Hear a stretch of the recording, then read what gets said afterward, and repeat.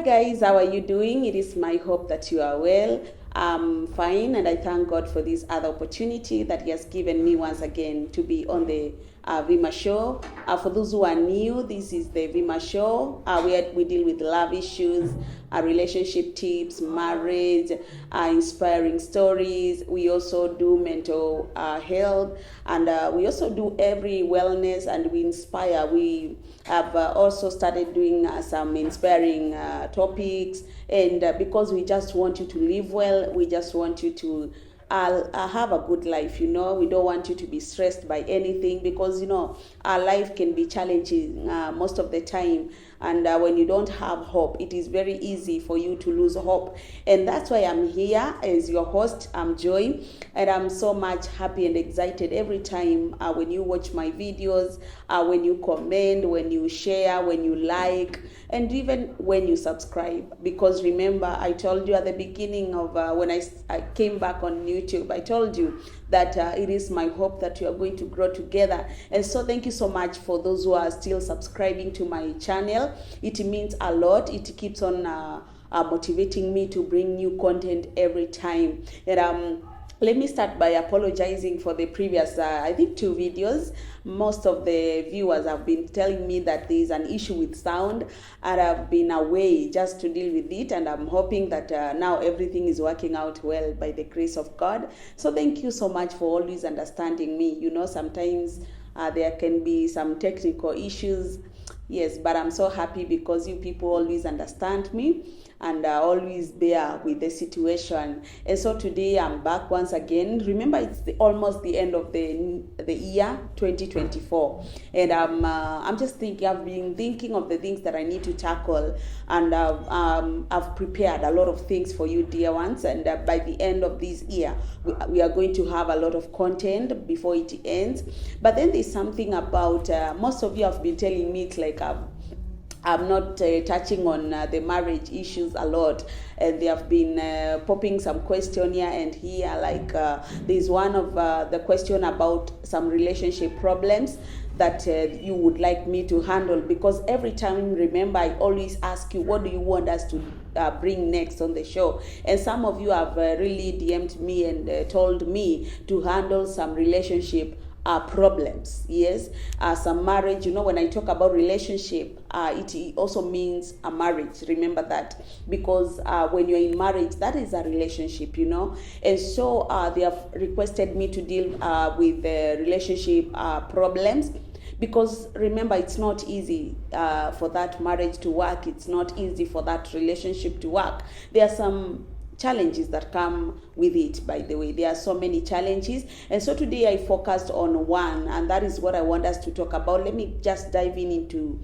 that. Today's topic is one of the major problems, and if you know you're in a relationship, you are in a marriage, you know what I mean. You know what I mean when I say that is one of the major issues that are affecting our marriage, the major problem, and it is the point of infidelity.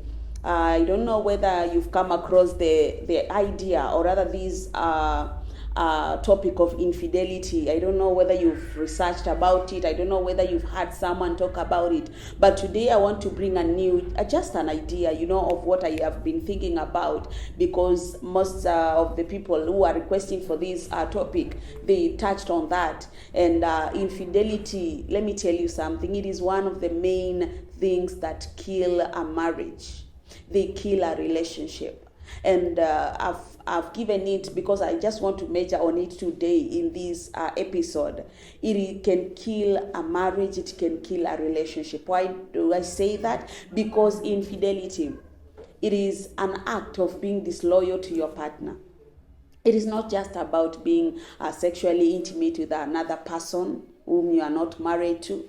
It means you destroying that trust with your partner, and so I'm going to focus on that a lot, because it kills. I've said, and let me repeat again, it can kill a marriage, it kills a relationship. And so just before I want to give a disclaimer. I'm not saying that when there is infidelity in your marriage, I'm not saying you run away from it. I'm not saying that you give up on that marriage. Let me tell you, it can survive, but you have to be both committed.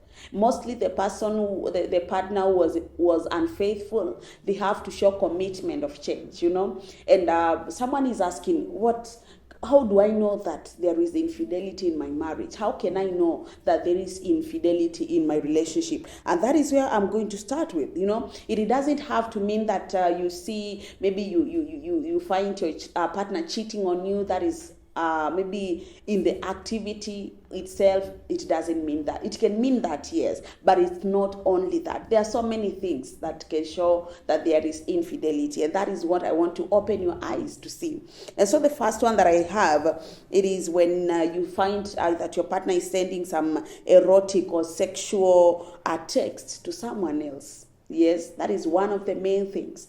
I'm not going to get into details because this is self-explanatory. You come across, and right now you can, maybe the mobile phones that we have, you can maybe find a DM on WhatsApp, you can find maybe on Facebook even, you can find it on Instagram, you can find it on Twitter, anywhere, when they are having a conversation, the sexual or erotic conversations with someone else.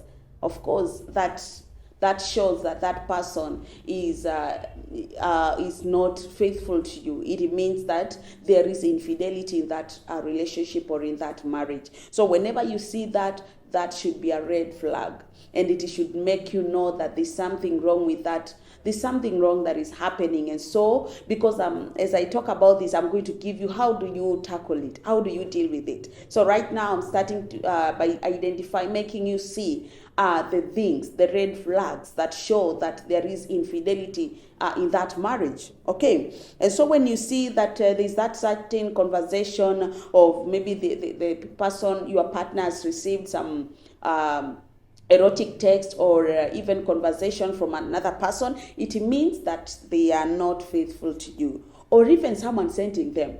And of course, you can see the conversation. I'm not saying that you keep on popping your eyes on your partner's phone. I've not said that. But is it wrong? I don't know. But then you guys keep on commenting. What do you think? What are some of how can you know that your partner is cheating? As I give you my point, you can even try to comment on the comment section. What do you think? Another one is when they maintain the profile of online online dating sites. There are those online dating sites. You can find them when you Google them, and maybe they were there before they found you. I don't know. I don't know. But what do you guys think about these online dating sites? Have you found your partner there?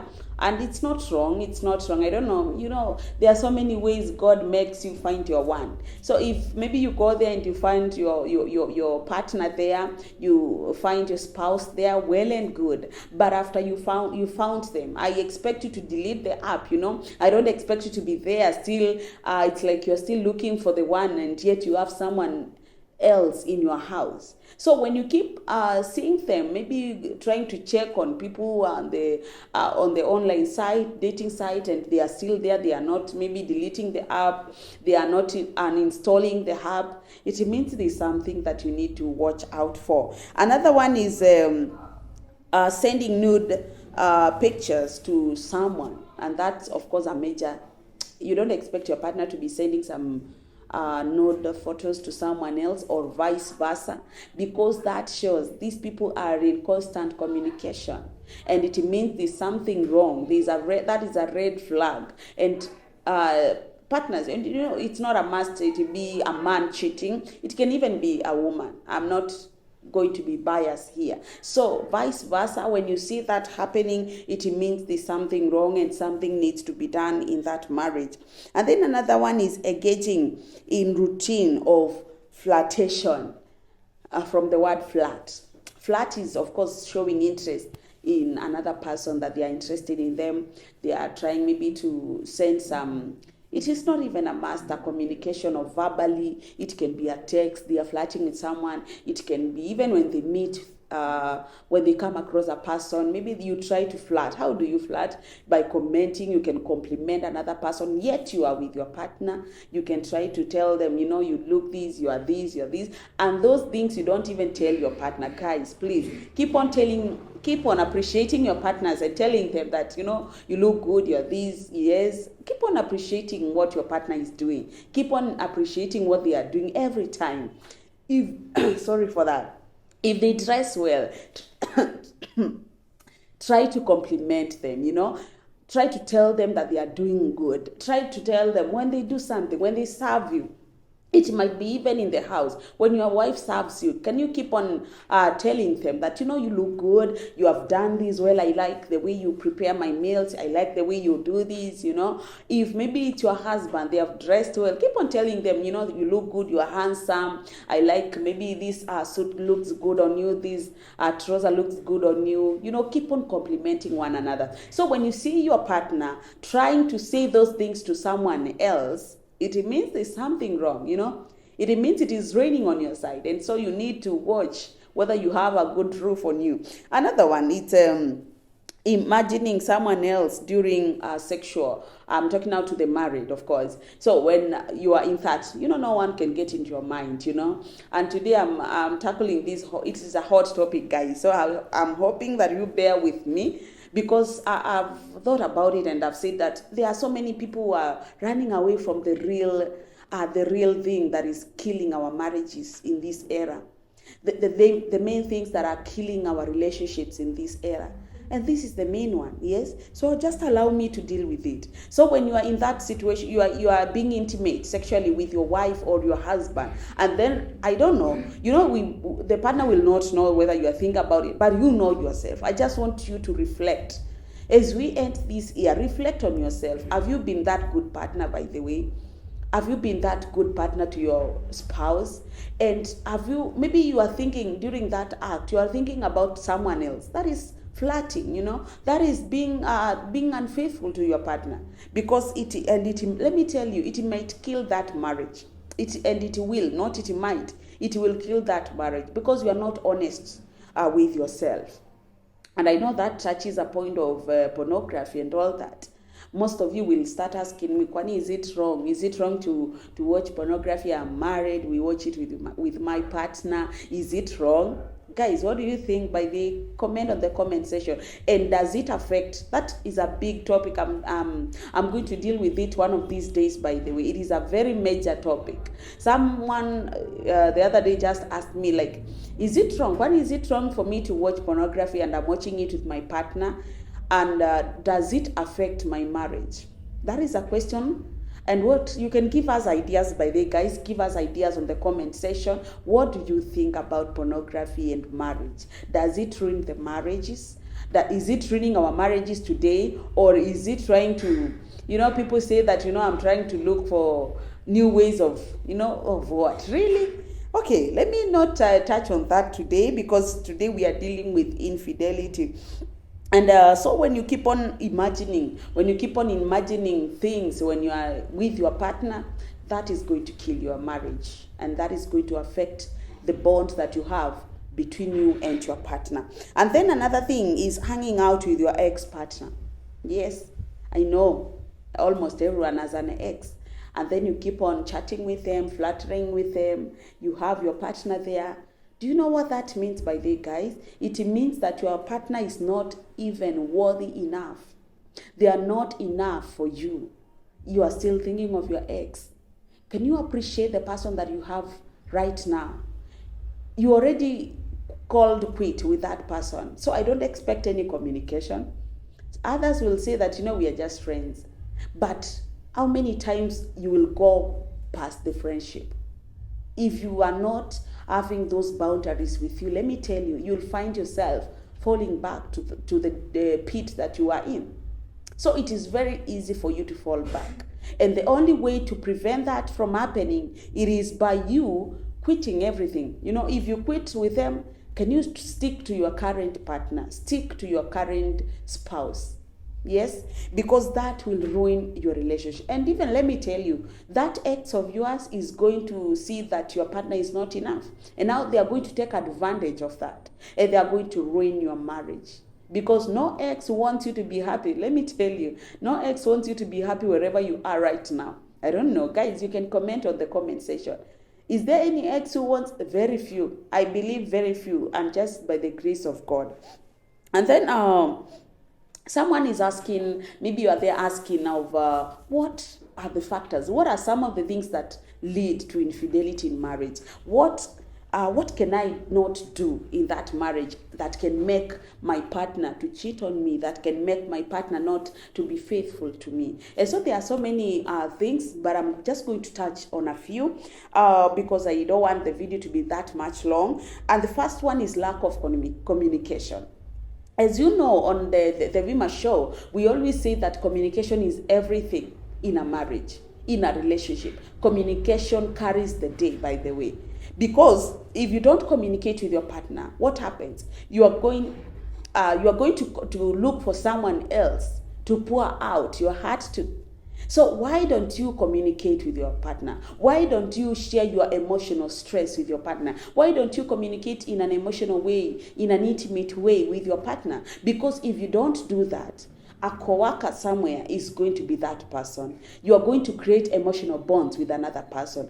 And let me tell you, it is very easy for you to engage in unethical behavior with that other person, someone you are working with, someone you are in business with, So always make sure, even if you are spending some time with a best friend somewhere, with a co-worker somewhere, with a business partner somewhere, always remember that you have to give your spouse a priority.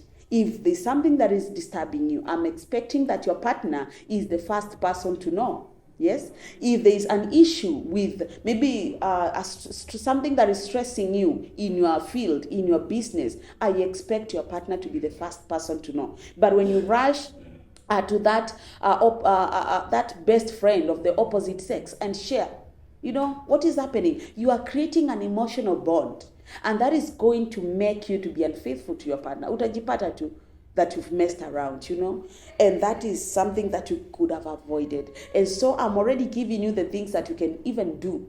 These are the factors, but you can avoid them.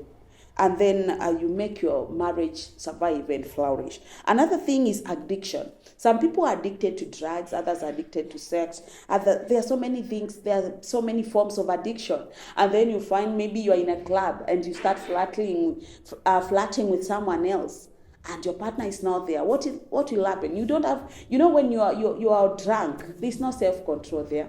And so what is going to happen? You find that you have already messed up. Yes? Another one is lacking dedication in showing affection to your partner. There are those people who are so rigid. You think that when I show my wife that I'm this loving man, they will think that I'm a weak person. Really?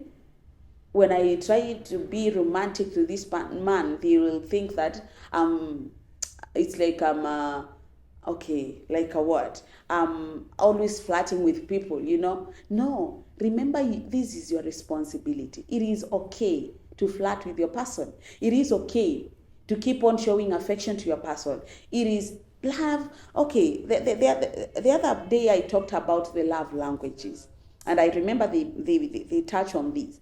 So understand your partner's love languages. Keep on trying to use them. It is a way of showing affection to them, by the way. If they love gifts, if they love touch, if they love whatever, maybe it is act of service, keep on showing that to them, because that is a way of being intimate with your partner, and that is a way of creating that connection between the two. And then another one is a major life that can lead to this infidelity. It is maybe a major life transition, like when you've become parents. Yes, I know that is a major topic. The topic of parenthood and marriage, and how does parenthood affect that relationship and that bond between the two. And I know it's a major deal. I know right now, I've been in that phase. I know it's a major deal. But remember, you have to know that you are in that situation together. You are the two of you. Don't leave that for your wife and say, she's so busy for me. Nowadays, she doesn't create time for me. She doesn't even care about me. She's not concerned about me the way she used to before the babies came. But remember, that is a major transition for both of you. And so what you need to do, it is to understand one another. It is to know that this is just for a season. Maybe you can say that maybe for that 6 months, the first 6 months of the parenting, that can be really harsh. You need to understand one another. It is not easy for them. It is not easy for your wife. It is not easy for your husband. And so when you feel like it's like they are not performing their duties, it's maybe they are not performing their roles and responsibilities the way they used to, please can you bear with the situation and talk to one another. Tell them, tell them. Maybe the first 3 months can be hectic for the mother, remember. And maybe you think that they are so much drawn to their baby more than to you. And it's okay to feel that, but don't let it become a grudge. Don't let it become maybe, or rather create hate between you and your partner, because it's now going to make a room that the enemy, that the devil is going to use, and he will try to tell you, there are so many better girls out there. There are so many better ladies who don't have even kids. They will be fully committed to you. Yes? But let me tell you, the grass is always greener on the other side. So just water yours, okay? Another thing, it is financial issues. I know financial issues is a topic. I've been thinking about doing it this year, but I think it's one of the topics that I'm going to tackle on at the beginning of the year, because finances and marriages, it's a big deal nowadays. It is a big deal. In fact, it's just a problem by itself. You find you're not honest to one another. Maybe you have a lot of debt. You find that maybe your partner is not honest. What do they earn? They're not even honest with you. They are not communicating with you what they have. They are not communicating with you about maybe if they are catering for other needs. Maybe they are catering for a child out of wedlock somewhere, finances. If you at all want to win on this, be honest to one another. Put everything on the table. Let your money be your money as a team. As a couple, let it be your money, not just my money. No. In that marriage, always make sure that you are honest with your partner, because this can create a major gap in that. Because if you're not honest with your finances, you are not going to be honest with that person.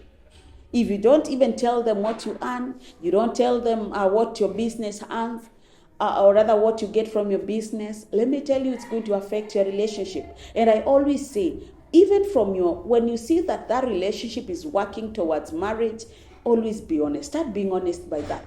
Atakama you are earning 5,000, share with your partner. Tell them, this is what I earn. This is what I spend. This is what I spend here. Maybe this is how I support my parents. This is how I support my siblings, because even that part is another thing. This is how much I send at home to support my siblings, maybe pay their school fees. Just try to be honest. Try to be honest with that partner. And because it goes a major way. It goes a major way. It shows that, hey, this person is so honest with me. And it shows that they will not hide anything from me in future. And so now we've tackled on that. Those are some of the factors that can lead to infidelity. But someone is telling me that, I've been in that situation. Right now I'm facing that situation. What do I do? And so that is what the last thing I'm going to tackle on, about how to heal from infidelity. I know it's heavy. I know you've cried a lot. I know you've questioned yourself a lot, because infidelity it can kill someone, the other person's self-esteem a lot. It can make them feel that they are not enough for you. It can make them feel like they are not so beautiful for you. It can make them feel like, hey, am I really worthy to be your wife, or do you need someone who is more beautiful than me, someone who is earning a lot than me? And it can really make someone question themselves. It requires a journey of healing. It is not going to happen overnight. It really requires a journey for you to heal. But if at all, I started saying this, if at all you are committed, if at all you as the unfaithful one is committed, if at all you as the faithful one is also committed, that marriage can survive. And it all starts with forgiveness. I don't want to say that forgive and forget, but just try to think about it. Think about the good things that person has done. Think about the positive side of that person. Try to think of what if I forgive them? Will they change? Just try to be positive. I know it's hard. I know it has to take that major decision. It is a major decision, and when you allow, even involve God in that, involve God. What is the will of God for you in that marriage? And I've said, just decide to forgive that person, because it all starts by deciding. Make a decision. Say, you've done this, but from my heart, let me forgive you. And then you start now the healing journey. Another one, prepare for intrusive thoughts. I know you are wondering, what are these intrusive thoughts? These are the thoughts of, why did it happen? Why did he have to cheat with me, with that person? Why did it happen that way? What did I do? Those are the thoughts, and it's okay. When you think about it, cry it out. It's okay to cry it out. It's okay to think of maybe so many things that come in that situation. If you've been in that situation, I know there are so many things that come in your mind. Think about it, cry it out. It is very okay. And then after that, as you cry about it, try to think of the positive affirmation about that person. The positivity, the things that they have brought in your life that are positive. That is how you heal yourself. The things they have done. Have they bought gifts for you? Have been there for you the past years? Have they been there in that marriage for you? Try to think of those positive things that they have done for you. And then another one, understand that you may never understand. I know that is tricky. Understand that you may never understand why your partner did so. You may not understand. Even if you keep on judging yourself, when you keep on questioning yourself, is it that I did not do this? Is it because I wasn't a good wife that they went out? Is it because I wasn't a good husband? Is it because I did not provide enough for them? That's why they chose another man who is richer than me, You may never understand. And that will, even when you ask them, even when you ask that partner, why did you do so? They will not have a reason. They will not even have a reason. When you ask them, do you love me? They will just say, yes, I do. Yes. So it's just, the work of the enemy. And then another one is, don't seek retribution. Retribution is revenge.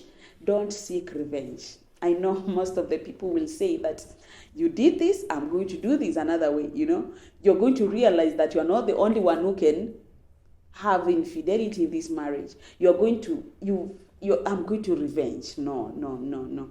That is not the right way to do. When you revenge, you're going to find yourself in a deeper pit than even the one that your partner was in. You are going to do it in a wild way because you want to make them feel, you want to make them to feel that pain that you have felt. That is not the right way to do. Don't revenge. Just allow yourself to heal.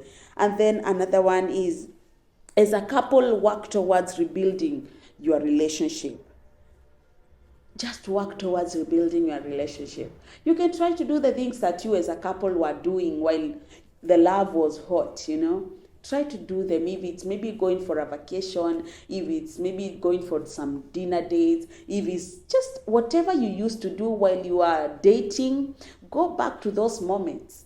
This is a way, in fact, and I'm expecting now the one who was unfaithful to be the one initiating these things more, because that is a way of showing that my wife, my husband, now working towards change. So be the one to initiate. Be the one to take her out or him out. Be the one to initiate those love moments, those affection moments, because it shows that you are doing something to bring change in your life, and you really want this marriage to work. And then another one, let your partner demonstrate a sincere commitment towards that healing. And I think this is connected to what I've just said, that just be intentional. Be intentional towards bringing change. Be intentional towards showing your partner that I did this, it was a mistake, but now my partner, I'm going to work to bring change. I'm going to do 1, 2, 3. Communicate it, by the way. Make sure that you talk it out. That this is what, and even you, as someone who was faithful, make sure that you tell them, I just feel that you do this, do this, do this. Maybe when you do that, it's going to initiate the healing process in my life. And then another one, understand the details of the infidelity. Understand them. And how do you understand them? When your partner is involved in infidelity, let them come open. Let them speak their mind. By the way, guys, it's okay. Go sit down with your partner. Mwambie, this is what happened. It happened this way. This is what happened. It brings acceptance to your other person. It shows that right now, you're at least being honest. I can think about it. But it doesn't mean you go back to sinning again. Even when Jesus was healing, the lame, was healing those who are the sick in the Bible, what did he tell them? Go, you are free, but you are forgiven, but don't sin again. Go and sin no more. That is what happens as you heal. After they have come clean, after they have shared the details of everything that happened, just forgive them and tell them that it should never happen again. And I'm hoping, of course, that the one who had cheated, the one who had committed that act, it means that you've learned your lesson. And so you should not go back to that. And then the other point is make an effort to rebuild your trust as you let go anger and resentment. Make an effort. And this is to the person who was mostly, is to the one who has gone away, or rather away from you have broken your commitment, you've broken that trust. Can you work towards rebuilding that trust again? Make sure, although I don't know, guys, you can still comment. I know it's a serious issue, but you can just comment. Do you think that, what are some of the things this person can do to rebuild trust that was broken as a partner? How do you rebuild trust that was broken in a marriage? Because it's a very tricky topic. That's why you see, even I've changed my voice, my tone. My tone is a serious tone, because I'm not here to tell you that go and keep on being unfaithful to your partner. I'm not saying that. I'm not saying that you bring infidelity in your marriage. No, I'm just saying, because these things are happening, how do you overcome it? Now that you find it already in your doorstep, how do you overcome it? What do you do to make sure that that marriage survives that storm? Because that is one of the major storms. If you found yourself there, I'm now concluding, if you found yourself in that situation, guys, please, it is possible for you to rebuild that marriage. It is possible to allow that marriage to survive that storm. If you've already fallen, please, can you rise up and don't do that again? You are there and saying that, I did it, but my partner has not discovered it. It is not a win for you. Let me tell you, your partner will always find out. And so it's even good that even as we end, maybe it happened this year, at the end of this 2024, just speak it out to your partner. Just sit down with them, and you please just listen without judging. Can you do that for me? If your partner comes and is open to you, they don't want maybe to go with that guilt in the year 2025. They don't want to go with that marriage guilt, just listen and do not judge. Just listen to what they are going to say. And then God is going to help you to solve out your issue. In fact, I'll just do other. You can even comment on the other points that the problems that you think are affecting our marriages today, because as I always tell you, it is marriage must work, and you have to be committed. You have to be committed. You are there telling me, you know, this, but there are some things that maybe I'm not supposed to allow in a marriage. I know that is a topic for another day. The things, what you can say no when now it is time to give up, when it is time to give up on that marriage. But right now, we are here being positive. We are here telling you that it is possible. It is possible to work out your things. It is possible to communicate with your partner. It is possible to say that this marriage is going to thrive in the year 2025. So you just need to work about it. Work around things that are going to make you being so much intimate with your partner. And so thank you so much for watching our today's episode. Thank you so much for always supporting our work. Thank you so much, King Studio, for always supporting our and recording our videos. It means a lot. So as we approach the year 2025, what do you want me? I'm also asking you that. What do you want me to tackle on? The things that you need me to tackle on before we approach the year 2025, because a lot of content is coming. And thank you so much, guys. God bless you.